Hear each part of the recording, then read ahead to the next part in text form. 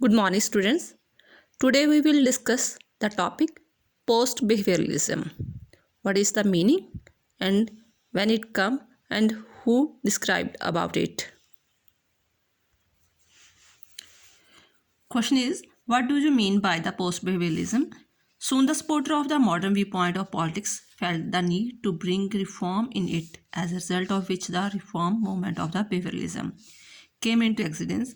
In 1969, David Easton, the main supporter of the behavioralism, had highlighted the weakness of the behavioral approach and thus began post-behavioralism. The post-behavioralism list ended the dichotomy between the normative and empirical study, abandoned the mad craze of scientism. An attempt was made to make political science as a practical science. Political science should become policy science. Political science cannot become value free. First of all, beta, we will try to understand what is the meaning post behavioralism. Post behavioralism made the word of two words, post and behavioralism. Behavioralism is as a like a behavior of the human. Meaning of the behaviorism. Behaviorism is a theory of learning based on the idea that all behavior are acquired through conditioning and conditions occur through the interactive with the environment. Understand? बेटा क्या होता था कि पहले जैसे जितनी भी politics थी, पॉलिटिकल साइंस थी, वो किसके आसपास घूमती थी कि हमारे इंस्टीट्यूशन क्या काम करती है, हमारी सरकार, राज, जो कार्यपालिका है, विधानपालिका है, वे काम कैसे करते हैं, इसके आसपास घूमती थी.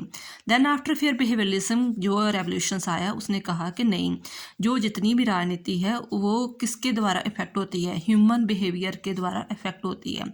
लेकिन इसने बिहेवियरलिज्म जो थी थ्योरी थी वो मैक्सिमम जो थी वो प्रैक्टिकल रूप धारण करने की कोशिश कर रही थी कि हर चीज़ साइंटिफिक वगैरह हो, हर चीज़ साइंटिफिक की अप्रूव हो, उसे प्रूव किया जाए. लेकिन ये भी जो थ्योरी है वो भी पूरी तरह परफेक्ट जो साबित ना हुई. देन आफ्टर फिर डेविड ईस्टन ने जो थ्योरी लेकर आया वो लेकर आया था पोस्ट बिहेवियरलिज्म.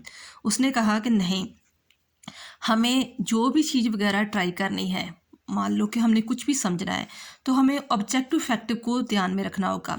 उसमें हम ना तो नॉर्मेटिव को लिख सकते हैं ना इंस्टीट्यूशन को. ठीक है, हम किस पर फोकस करेंगे? ह्यूमन बिहेवियर को. जितनी भी राजनीति में चेंज आता है, कोई पार्टी चेंज होती है, कोई उथल पुथल होती है, कुछ भी किसी भी देश में, तो किसके कारण होती है? ह्यूमन बिहेवियर के कारण. जैसा देश का प्रेसिडेंट होगा, जैसे देश का प्राइम मिनिस्टर होगा, वैसे ही सारी इंस्टीट्यूशन सब कुछ चलेगा. ठीक है. देन आफ्टर फिर उसने कहा कि इसका जो बिहेवियरलिज्म का क्रिटिसिज्म काफ़ी द्वारा पीटर बनार्च बेलोय के द्वारा किया गया. और जो डेविड ईस्टन था उसने इस पर फोकस दिया कि हमारी जो पोस्ट बिहेवियरलिज्म है वो किस पर होगी? Credo of relevance. के मान लो कि जो नेता लोग हैं, ठीक है, मान लो जो नेता लोग हैं, लीडर्स हैं, वो पॉलिटिकल पार्टी में आते हैं, सरकार बनाते हैं, लेकिन कुछ प्रॉमिस करते हैं कि हम ये काम करेंगे. वो सचमुच उसने काम किया कि नहीं किया? कि जस्ट ओनली थ्योरी वगैरह लेकर आए कि ये कर देंगे, वो कर देंगे, सब्सिडी लागू कर देंगे, हेल्थ एजुकेशन सिस्टम सब कुछ सही कर देंगे. सचमुच उसने किया कि नहीं किया? अगर नहीं किया तो ह्यूमन बिहेवियर उसके आने वाले समय में उसे चेंज कर देगा पार्टी को, कि उसे दोबारा इलेक्ट नहीं किया रहेगा. यही है कि पॉलिटिकल जो है वो कैसे चेंज होती है? ह्यूमन बिहेवियर के कारण. अगर इंडिया की एग्जांपल लो, पहले 70 साल की जो पॉलिटिकल साइंस थी वो अलग चीज़ थी, लेकिन आज जो कंपैरिजन वो अलग है.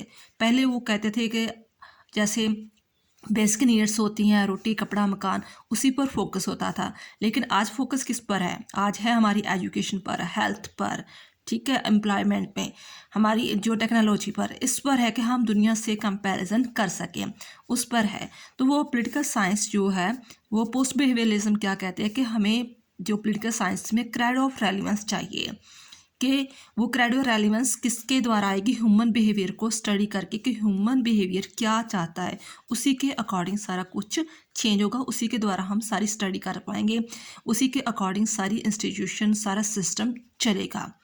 ठीक है, जस्ट ये नहीं कि हमने इंस्टीट्यूशन बना दिया, हमारा लोकतंत्र है जहाँ कुछ ऐसी पार्लियामेंट सिस्टम है तो लोग वही पुराना जो कॉन्स्टिट्यूशन बना है तो वही पसंद करते जाएंगे.